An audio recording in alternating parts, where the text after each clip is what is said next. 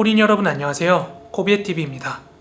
오늘 준비한 무서운 이야기는 지난번에 해남 도깨비 언덕 사연 제보해주신 주동성님의 추가 사연을 준비했습니다. 지난번 이야기는 여기에 잠깐 띄워드릴게요. 그럼 오늘의 이야기도 바로 시작하도록 하겠습니다. 때는 지난 사연에서 시간이 지나 제가 고등학교 1학년이 됐을 때입니다. 저는 해남 공업고등학교에 입학을 하게 되었습니다. 그 당시에도 여전히 친구들과 몰려다니는 걸 굉장히 좋아했는데요. 그러다 보니까 학교가 끝나면은 노래방이나 아니면 오락실에서 시간을 때우는 게 일상이었어요. 동네가 시골 동네이고 서울이나 대도시와 달리 할 수 있는 게 많이 없어서 그 당시 조금 논다고 하는 친구들은 노래방이나 오락실에서 시간을 때우는 경우가 굉장히 많았습니다. 그렇게 오락실 같은 데서 시간을 때우다가 적당히 해가 질 때쯤 되면 저희는 다 같이 친구들이랑 뭐 5,000원이면 5,000원, 만원이면 만원 이렇게 돈을 서로 모았어요. 어린 놈들이 또 뭘 안다고 소주 큰 거, 새우깡이나 과자 같은 거 몇 개, 그리고 디스플러스 이런 것들을 사러 갔어요. 그 당시 저희는 고등학교 학생 신분이었고 교복을 입고 있었던 건 물론이고 주민등록증 같은 게 있을 리가 만무했죠. 그래서 일반 마트나 편의점은 이용할 수가 없었어요. 그렇지만 여긴 시골이잖아요. 구석진 마트 같은 데 잘 뒤져보면 할머니들께서 운영하시는 곳이 있어요. 그런데 가서 그냥 뭐 아버지, 할아버지 심부름 왔다 이러면서 달라고 하면 그냥 속는 셈 치고 파시는 분들이 계셨습니다. 소위 말해서 저희들끼리는 그런 데를 뚫리는 곳이라고 얘기를 했죠. 아무튼 저희 친구들끼리는 항상 술팀, 안주팀을 나눠서 장을 봤어요. 왜냐하면 과자 같은 거는 누가 사러 가도 다 팔잖아요. 하지만 술이나 담배 같은 거는 아무리 뚫리는 곳이라고 할지라도 조금 사가 보이는 애들이 가야 잘 주시긴 했어요. 그렇게 저희는 술팀과 안주팀을 나눠서 각자 찢어지게 되었고요. 각자 필요한 것들을 사서 산에 있는 팔각정에서 모이기로 했습니다. 그 당시 해가 진 팔각정은 워낙 어두웠어요. 그래서 촛불을 켜거나 주변에 야경 또는 달빛에 의존을 해가지고 술을 마셔야만 했습니다. 그러다 보니 당시 저희처럼 발랑 까진 고등학생들이 술을 먹기에는 딱 좋은 장소였습니다. 그렇게 저와 친구들 팀은 먼저 팔각정에 도착을 해서 담배를 피면서 다른 아이들을 기다리고 있었어요.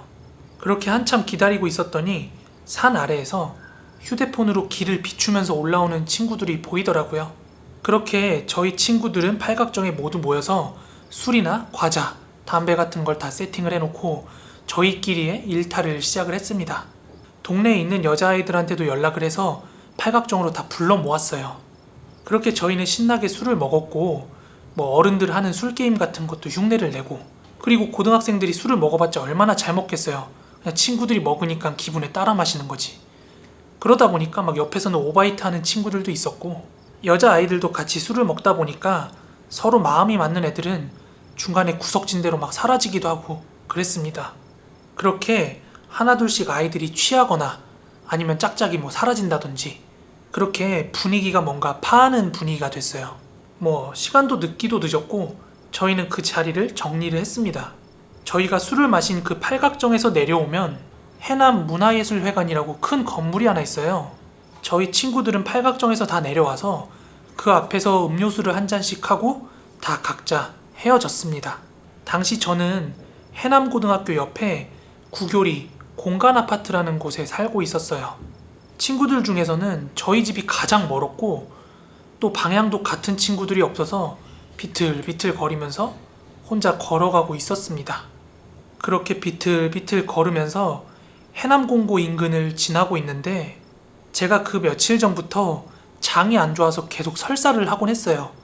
그런데 오늘은 좀 괜찮아졌다고 생각을 해서 술을 마셨는데 갑자기 배에 알코올이 들어가서 그런 건지 미친 듯이 꼬르륵거리면서 갑자기 막 아랫배에 통증이 오는 거예요.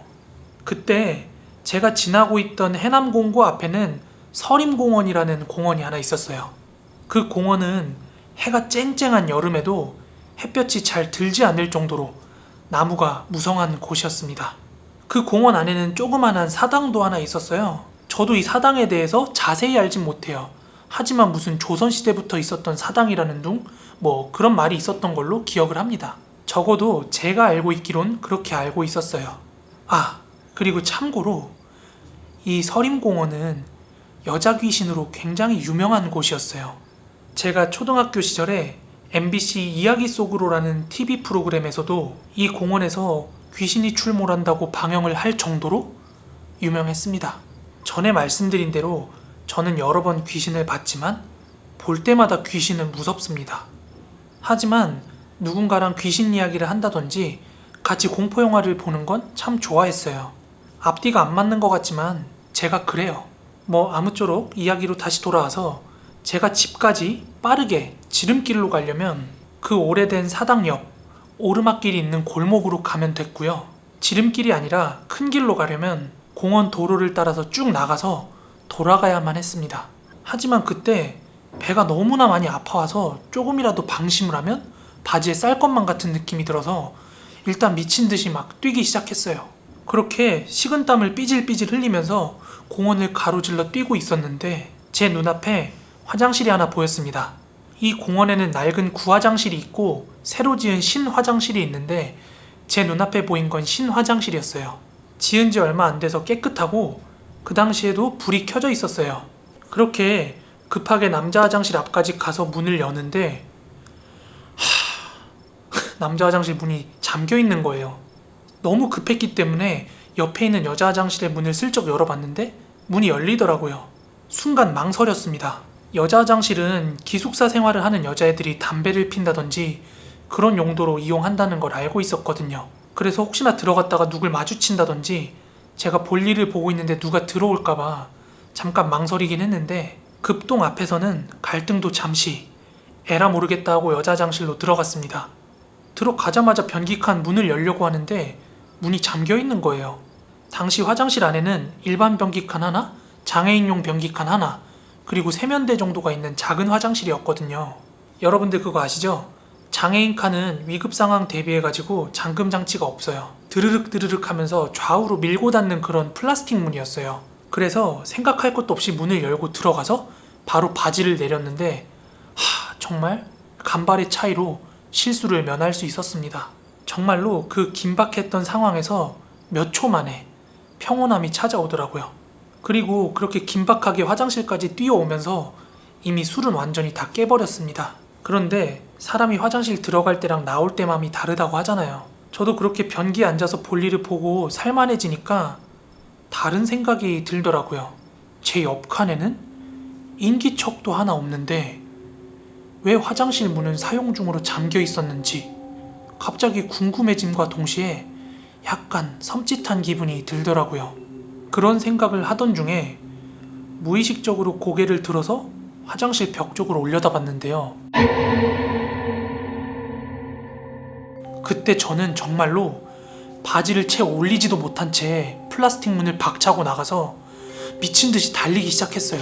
정말 긴박하게 뛰면서 바지를 올리고 그렇게 뛰고 또 뛰었습니다. 그렇게 미친 듯이 집까지 달려가다가 잠깐 가로등이 하나 보여서 그 아래에서 숨을 고르고 있었어요.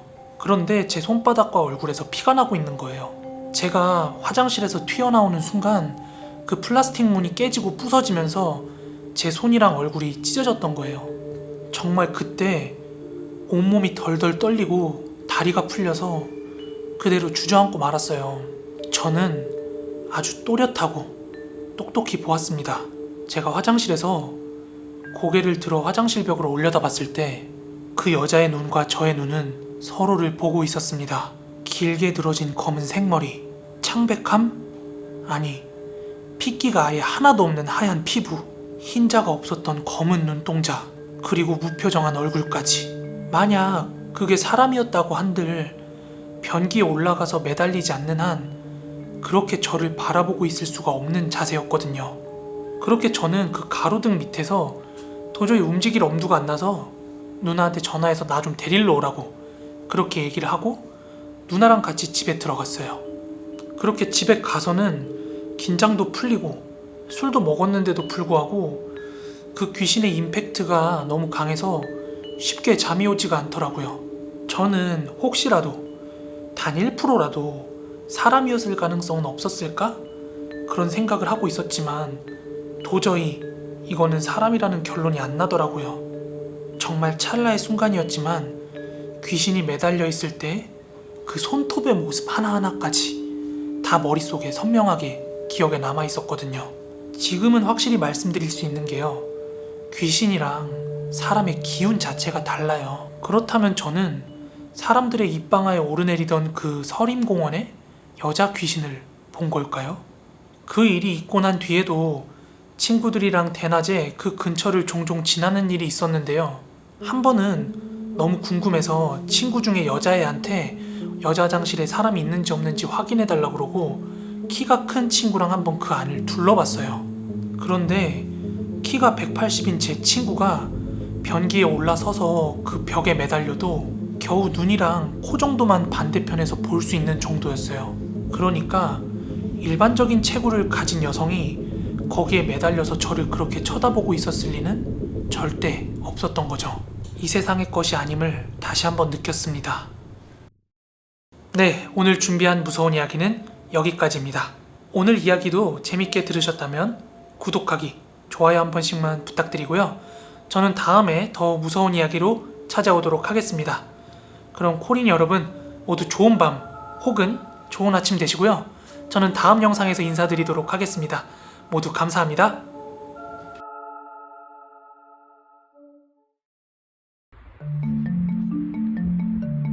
야, 왜 아빠 컴퓨터 하는 거 방해? 아빠 이래야 돼. 얼굴 치워. 하우야, 아빠 이래야 돼. 얼굴 치워. 어이. 이빨 봐. 너 입이 이거. 네가 얼굴을 치워 아빠 이러라지. 버티고 있으면 어떡해.